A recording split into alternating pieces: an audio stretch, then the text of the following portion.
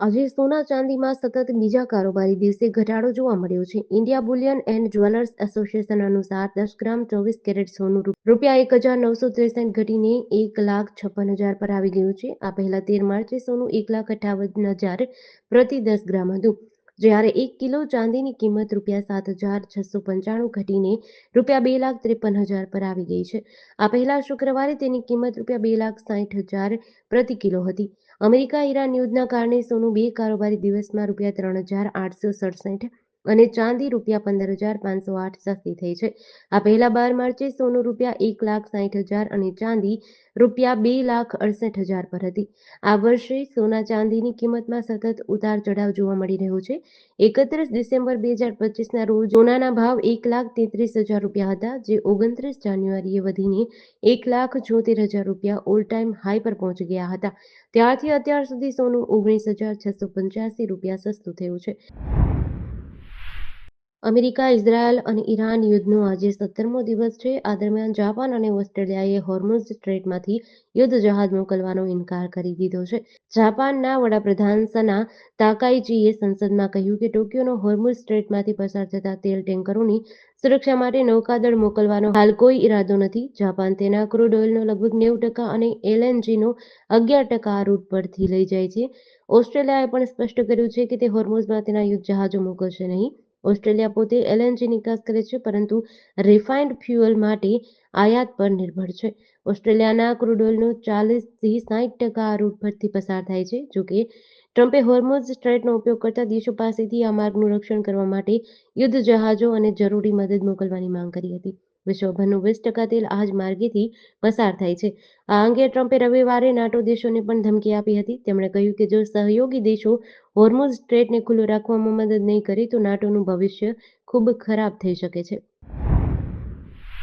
સુરત શહેરના પાંડેસરા વિસ્તારમાં કર્મયોગી સોસાયટી પાસે આવેલી ગેલેક્સી આર્મી ઇન્ટરનેશનલ સ્કૂલ ગેટની બહાર એક હચમચાવનારી ઘટના બની છે, જેમાં નજીવી બાબતની અદાવતમાં 4 સગીરોએ ધોરણ 10માં ભણતા એક વિદ્યાર્થી પર શાળાના ગેટ પાસે ચપ્પુથી જીવલેણ હુમલો કર્યો હતો. ભોગ બનનાર વિદ્યાર્થી પોતાની માતા સાથે બહેનના સ્કૂલ ફંક્શનમાં ગયો હતો, ત્યારે બદલાની ભાવના રાખીને બેઠેલા અન્ય વિદ્યાર્થીઓએ તેના પર તીક્ષ્ણ હથિયારના 3 ઘા ઝીકી દીધા હતા. ગંભીર રીતે ઇજાગ્રસ્ત વિદ્યાર્થીની સર્જરી કરવામાં આવી છે. આ હુમલાને કારણે તે આજે ધોરણ 10ની બોર્ડની પરીક્ષાનું પેપર આપી શક્યો નથી, જેના કારણે તેનું વર્ષ બગડવાની ભીતિ સેવાઈ રહી છે. પિતાએ આરોપ લગાવ્યો કે ઈ-કોમર્સ સાઇટ પરથી હથિયારો મંગાવાયા હતા. આ ઘટનામાં ચોંકાવનારી વિગતો સામે આવી છે કે હુમલો કરનાર 4 વિદ્યાર્થીઓમાંથી એકે 2.5 મહિના પહેલા જ ઓનલાઈન ચપ્પુ મંગાવી રાખ્યું હતું. આ વિદ્યાર્થીએ અંદાજે 6 મહિના પહેલા જ શાળાએ જવાનું છોડી દીધું હતું. તપાસમાં જાણવા મળ્યું છે કે આ તમામ 4 આરોપી વિદ્યાર્થીઓ અન્ય શાળામાં અભ્યાસ કરે છે. ઓડિશાના કટકમાં એસીબી મેડિકલ કોલેજ હોસ્પિટલમાં આગ લાગી હતી. રવિવારે મોડી રાત્રે 3 વાગ્યે થયેલા આ અકસ્માતમાં 10 દર્દીઓના મોત થયા છે. મીડિયા રિપોર્ટ્સ અનુસાર આગ હોસ્પિટલના પહેલા માળે બનેલા ટ્રોમા કેરના આઈસીયુમાં લાગી હતી. દર્દીઓને સુરક્ષિત સ્થળોએ ખસેડતી વખતે હોસ્પિટલના ઓછામાં ઓછા 11 કર્મચારીઓ દાઝ્યા હતા. ઓડિશાના સીએમ મોહન ચરણ માંઝી ઘાયલોને મળવા પહોંચ્યા છે. મુખ્યમંત્રીએ મૃતકોના પરિવારને 25-25 લાખ રૂપિયાનું વળતર આપવાની જાહેરાત કરી છે. કહેવાય છે કે આઈસીયુમાં આગ શોર્ટ સર્કિટના કારણે લાગી હતી. જોકે સીએમએ આ ઘટનાની ઉચ્ચ સ્તરીય તપાસના આદેશ આપ્યા છે. રાજ્યમાં માર્ચના પ્રારંભમાં આકરી ગરમીનો પ્રકોપ શરૂ થયા બાદ વાતાવરણમાં પલટો આવતા ગરમીમાં રાહત મળી છે. બીજી તરફ 18મી માર્ચથી 20 માર્ચ સુધી માવઠાની આગાહી કરતા ધરતીપુત્રોની ચિંતા વધી છે. રાજ્યના મોટાભાગના શહેરોમાં હાલ તાપમાનનો પારો ગગડીને 40 ડિગ્રીથી નીચે આવી જતા હાલ કોઈ શહેરમાં હીટવેવની શક્યતા નથી. રાજ્યમાં સર્જાયેલી પ્રી મોન્સૂન એક્ટિવિટી અને વેસ્ટર્ન ડિસ્ટર્બન્સના કારણે વાતાવરણમાં ફેરફાર જોવા મળી રહ્યો છે, જેથી છેલ્લા કેટલાક દિવસોમાં તાપમાનમાં 2થી 3 ડિગ્રીનો ઘટાડો નોંધાયો છે. જોકે હજુ પણ સૌરાષ્ટ્ર અને કચ્છના વિસ્તારોમાં તાપમાનમાં 2થી 3 ડિગ્રી સુધીનો ઘટાડો નોંધાય તેવી શક્યતા વ્યક્ત કરાઈ છે. 18 માર્ચના કચ્છ, દ્વારકા, મોરબી, જામનગર, બનાસકાંઠા, પાટણ અને સાબરકાંઠામાં કમોસમી વરસાદની આગાહી કરવામાં આવી છે. 19 માર્ચે રાજકોટ, ભાવનગર, અમરેલી, ભરૂચ, વડોદરા, નર્મદા, સુરત, તાપીમાં વરસાદની આગાહી કરાઈ છે. ભરૂચના હાંસોડ તાલુકાના વમલેશ્વરથી મીઠી તલાઈ જવા માટે નર્મદા પરિક્રમાવાસીઓને બોટમાં ક્ષમતા કરતાં વધુ સંખ્યામાં લઈ જવાતા હોવાનો એક વિડીયો વાયરલ થયો છે. વિડીયોમાં દેખાતી બોટમાં અંદાજે 100 લોકોની ક્ષમતા હોય છે, પરંતુ આમાં 125થી 150 લોકોને બેસાડ્યા હોવાનું દેખાય છે. આ વિડીયોમાં યાત્રાળુઓની સુરક્ષા પર ગંભીર સવાલો ઊભા થયા છે. પરિક્રમાવાસીઓ નદી પાર કરવા માટે બોટનો ઉપયોગ કરે છે. વાયરલ થયેલા વિડીયોમાં સ્પષ્ટ દેખાય છે કે બોટમાં નિર્ધારિત ક્ષમતા કરતાં અનેક ગણા વધુ યાત્રાળુઓને બેસાડવામાં આવ્યા છે. સલામતીના નિયમોનું પાલન કરવામાં આવતું નથી. વમલેશ્વર ઘાટનું સંચાલન જિલ્લા પંચાયત દ્વારા હરાજી પ્રક્રિયા દ્વારા સંચાલકોને સોંપવામાં આવે છે. પરિક્રમાવાસીઓ પાસેથી નદી અને સમુદ્રના સંગમ સ્થળ પાર કરવા માટે વાહનોમાં આવતા યાત્રાળુઓ પાસેથી ₹500 અને પગપાળા આવતા યાત્રાળુઓ પાસેથી 250 સુધીની રકમ વસૂલવામાં આવે છે.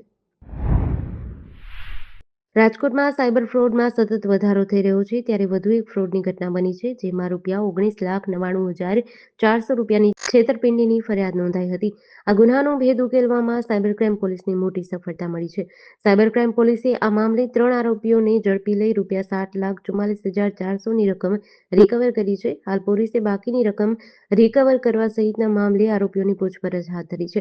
ડિજિટલ યુગમાં સામાન્ય માણસની મહેનતની કમાણી હડપ કરવા માટે સાયબર ગઠિયાઓ અવનવા કિમિયા અપનાવતા હોય છે. રાજકોટમાં બનેલી આ ઘટનામાં પણ પેજાબાજ ગુનેગારોએ ફરિયાદીના બેંક ખાતાને નેટ બેન્કિંગના માધ્યમથી હેક કરી લીધું હતું અને કોઈને ગંધ ન આવે તે રીતે ટેકનોલોજીનો દુરુપયોગ કરી આ ઠગબાજોએ અલગ-અલગ ટ્રાન્ઝેક્શન દ્વારા ખાતામાંથી ₹19,99,400ની મત્તા સેરવી લીધી હતી.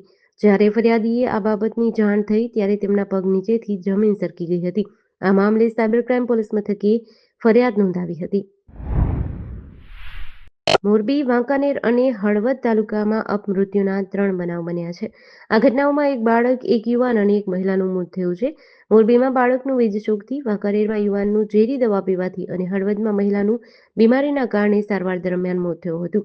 મોરબી તાલુકાના રંગપર ગામની સીમમાં જેતપર રોડ પર સોમનાથ પેટ્રોલ પંપ પાસે નવઘણભાઈના ઝૂંપડા પાસે રહેતા સવજીભાઈ વાજવેલિયાના 7 વર્ષીય પુત્ર લવજી ઉર્ફે રવજીને ગત 1 માર્ચના રોજ બપોરે 12:30 વાગ્યાના અરસામાં વીજપોલ પાસે રમતી વખતે ઇલેક્ટ્રિક શોક લાગ્યો હતો. તેને તાત્કાલિક મોરબી અને ત્યારબાદ રાજકોટ ખસેડાયો હતો, જ્યાં સારવાર દરમિયાન તેનું મોત થયું હતું. ત્યારે હોસ્પિટલ દ્વારા મોરબી તાલુકા પોલીસને જાણ કરતા પોલીસે કાયદેસરની કાર્યવાહી હાથ ધરી છે.